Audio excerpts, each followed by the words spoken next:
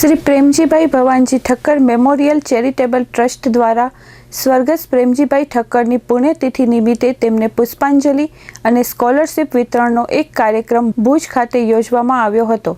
ભુજના રાજેન્દ્ર બાગ પાસે આવેલી તેમની પ્રતિમાને પુષ્પાંજલિ અર્પણ કરવામાં આવી હતી. આ પ્રસંગે જાણીતા એડવોકેટ શ્રી શંકરભાઈ સચદે, પુષ્પદાન ગઢવી, પૂર્વ ધારાસભ્ય શ્રી શિવજીભાઈ આહિર, જયંતિભાઈ જોશી, હિમાંશુ ચોથાણી, ઉર્મિશ સચદે, હરેશ ઠક્કર સહિતના અગ્રણીઓ ઉપસ્થિત રહ્યા હતા. કાર્યક્રમના પ્રારંભમાં શ્રી ઉર્મિશ સચદેએ સ્વાગત પ્રવચન કરીને મહેમાનોને આવકાર્યા હતા. ત્યારબાદ ઉપસ્થિત મહેમાનોના હસ્તે સ્કોલરશિપનું વિતરણ કરવામાં આવ્યું હતું, જેમાં ભુજની નિયતિ મુકેશ ઠક્કર, આનંદ ગિરધરભાઈ ટાંક, માધવ હિમાંશુ ભાનુશાલીને સ્કોલરશિપ આપવામાં આવી હતી. આ ઉપરાંત વિશ્વ પાવર લિફ્ટિંગ સ્પર્ધામાં વિશ્વ વિજેતા બનીને રાષ્ટ્રીય સિદ્ધિ મેળવનાર નિખિલ ધરમસિંહ મહેશ્વરી અને વત્સલ નિખિલભાઈ મહેશ્વરીને શાલ, પુષ્પગુચ્છ અને અભિવાદન પત્રથી સન્માન કરવામાં આવ્યું હતું. કાર્યક્રમની આભાર વિધિ લલિતભાઈ કોટક, જ્યારે સંચાલન કાજલબેન ઠક્કરે કર્યું હતું. શંકરભાઈ સચદેએ ચંચળ ન્યૂઝ સાથે વાત કરી હતી.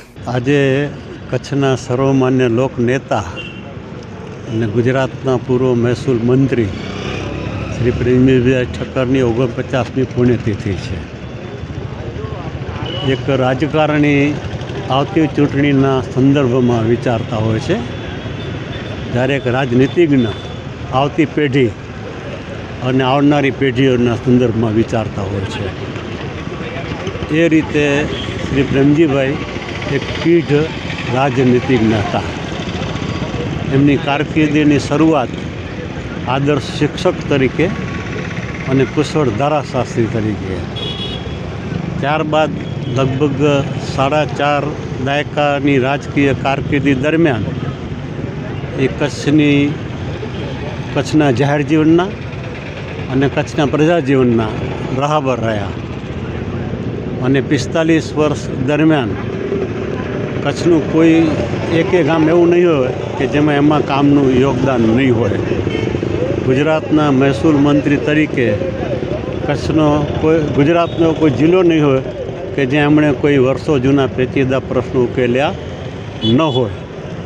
એ એક સારા વક્તા હતા, કલા અને સંસ્કૃતિના પ્રેમી હતા અને કચ્છના વિકાસના સ્વપ્નદ્રષ્ટા હતા. આજે જે કચ્છનો વિકાસ જોવા મળે છે એના પાયામાં એમનું મહત્ત્વનું યોગદાન છે. અને જેને આપણે અજાત શત્રુ કરતાં પણ વધારે વિશેષ મિત્ર હતા. આજે 49મી પુણ્યતિથિ છે. છેલ્લા 48 વર્ષથી આ કાર્યક્રમ યોજાય છે અને એ કાર્યક્રમ દરમિયાન આપ સૌએ એમના તરફની કચ્છની પ્રજાની લાગણી, આદરના દર્શન આપણે જાતે કર્યા છે. એમની શ્રદ્ધાંજલિ પ્રસંગે એમને સતત વંદન. આજની પેઢીએ ક્રમશઃ નેતૃત્વનો વિકાસ કેમ થાય એ સમજવું જોઈએ, પ્રજાના કામ કેમ થાય એ સમજવું જોઈએ. મેં કહ્યું તેમ પ્રેમજીભાઈ શિક્ષક તરીકે કારકિર્દીની શરૂઆત કરી, વકીલાતનું ભણ્યા, વકીલ થયા, કચ્છી પ્રજાકીય પરિષદના સ્વાગત મંત્રી થયા, કચ્છી પ્રજાકીય પરિષદના મંત્રી થયા, આઝાદીના આંદોલનમાં જોડાયા, કચ્છ કોંગ્રેસના મંત્રી થયા, પ્રમુખ થયા, મુંબઈ રાજ્યમાં જાહેર બાંધકામ ખાતાના નાયબ મંત્રી થયા, ગુજરાત રાજ્ય થતાં તેમાં જાહેર બાંધકામ ખાતાના નાયબ મંત્રી થયા, 1967માં અબડાસામાંથી ચૂંટાયા અને ફૂલ ફ્લેજ કેબિનેટ મિનિસ્ટર તરીકે મહેસૂલ, કાયદો, ન્યાયતંત્ર વગેરે ખાતા એમણે સંભાળ્યા અને પારડીની ઘાસિયા જમીન સહિત ગુજરાતના તમામ જિલ્લાના મહત્ત્વના પ્રશ્નો એમને ઉકેલ્યા. તો આજે 49મી પુણ્યતિથિએ પણ લોકો એમને લાગણીથી યાદ કરે છે.